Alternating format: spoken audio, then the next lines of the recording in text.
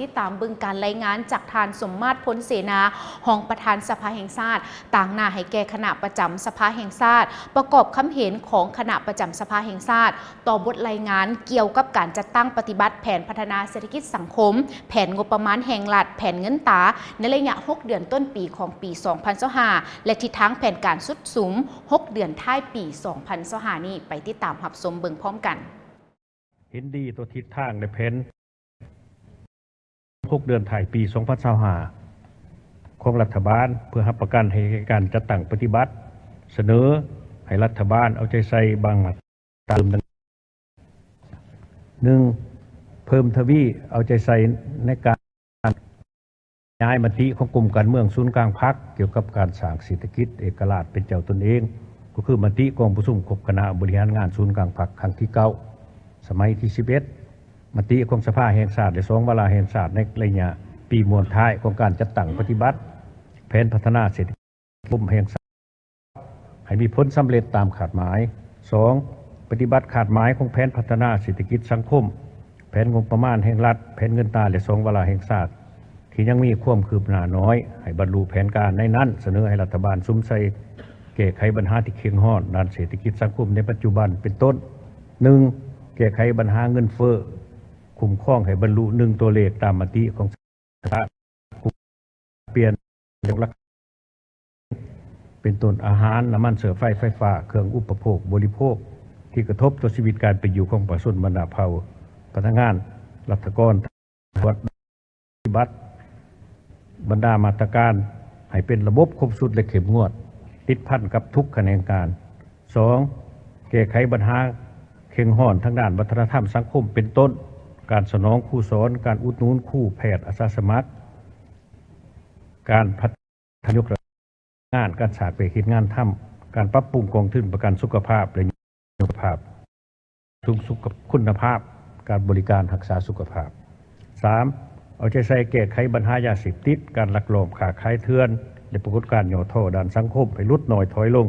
มีความเข้มงวดและเด็ดขาดให้บรรลุตามขาดหมายของวาระแห่งชาติอยู่ส่งเสริมการผลิตเพื่อทดแทนการนำเข้าและเป็นสินค้าส่งออกให้แข็งแรงขึ้นกว่าเก่าการรายการสินค้าที่สามารถผลิตภายในประเทศและรายการสินค้าที่ได้เจรจาส่งต่างประเทศปฏิบัติมาตรการจำกัดสินค้านำเข้าที่สามารถผลิตอยู่ภายในประเทศทดแทนการนำเข้าและส่งเสริมการผลิตให้หลายขึ้นพร้อมทั้งส่งเสริมและสร้างกลุ่มในการภายในประเทศให้เป็นรูปธรรม 4. ที่พอจัดสรรงบประมาณลงทุนรัฐเขาได้บวงกองทุนทางในปี 2025ให้สำเร็จและสู่ส้นซ่อมแปลงเส้นทางที่เปเพ่ให้กับติโดยไว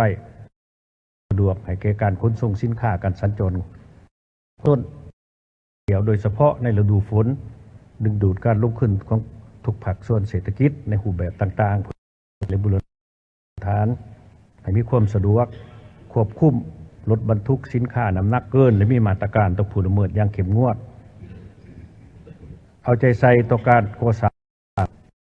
เจือนที่เป็นจุโลแหลมตามชายแดนและจุที่มีการสอดเจือนอย่างหายแห้งสำเร็จ 5. เอาใจใส่คุ้มครองและสวมแปลงบรรดาโครงการชลประทานเพื่อรับประกันให้แก่การสนองน้ำให้แก่การผลิตของชาวเกษตรกรให้ได้ตามแผนการเพื่อส่งเสริมการผลิตเกษตรกรรมขึ้นตามแข่งขันกับต่างประเทศได้พร้อมทั้งขนขัวสนองสินเชื่อให้แก่ชาวเกษตรกรหัวหน่วยธุรกิจที่ผลิตฝุ่นปุ๋ยแนวพันธุ์ยาขาดศัตรูพืชอุปกรณ์และเครื่องมือรับใส่การผลิตเกษตรกรรมจำหน่ายให้ผลิตจะเป็นสินค้าส่งออก 6. นำใส่เครื่องมือและระบบทันสมัยในการเก็บรายรับอยู่ทุกแขนงการคุ้มครองรายจ่ายให้เป็นระบบครบสุดรวมศูนย์และสามารถเสริมต่อ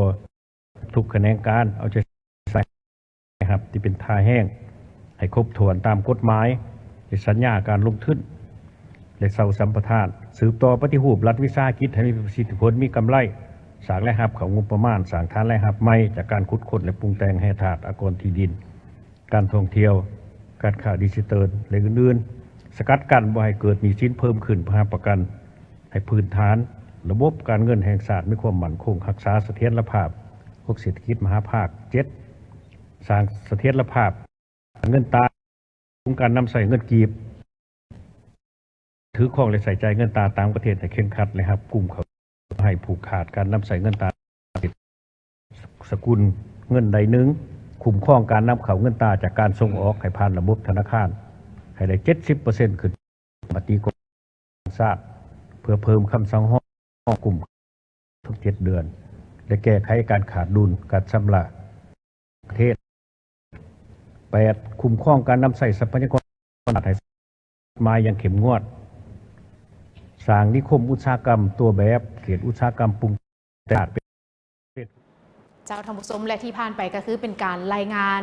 เกี่ยวกับเวียกงานต่างๆในกล่องประชุมใหญ่จากทานสมมาตรพ้นเสนาหองประธานสภาแห่งชาตินั่นเองที่ทางรายการของพวกเราได้นำพาให้ประธานได้ติดตามรับฟังน้ำกัน